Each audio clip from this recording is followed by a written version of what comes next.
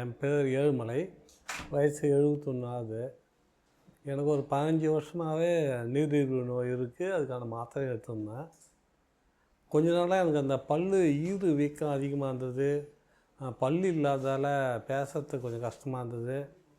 அதுமாதிரி 2 முழங்கால் வீங்கி போயிருந்தது. ஈறு வீக்கத்தால் தலைவலி அதிகம். அதுக்கு மாத்திரைலாம் எடுத்திருந்தேன். அப்போ என்னோடய மகள் தான் டாக்டர் செந்தில்நாதன் பார்க்கலான்னு பார்த்தான். அவர் இந்த பல்லாம் எடுத்துகிட்டு வேறு பல் வைக்கலாம், அது சரியாக போய்ட்டோன்னாரு. ஆனால் எனக்கு பயந்தான். பல் எடுத்தால் நமக்கு நீரிழிவு நோய் இருக்குது, வேறு என்ன நிறைய பிரச்சனை ஆகிடுமோன்னு பயந்தான். ஆனால் அவர் தைரியம் சொன்னார். அதுக்கப்புறம் அந்த பல் மாற்றி செயற்கை பல் போட்டோன்னு பின்னாடி அந்த ஈறு வீக்கமும் இல்லை, தலைவலியும் இல்லை, முழங்கால் வலியும் இல்லை. அதனால் எதனாலும் தெரியல, எனக்குள்ளே ஒரு தைரியமாகவும் இருக்குது. அது முதல்ல பேசுகிறதுக்கு ஒரு தயக்கமாக இருந்தது மற்றவங்க முன்னாடி. என்னடா நம்ம பேசுகிறப்போ பல் இல்லாத ஒரு இதுவாக இருக்கணும், சாப்பிட முடியாமல் முழுங்க முடியாது, அப்படி அப்படியே முழுங்கிட்டு இருந்தேன்.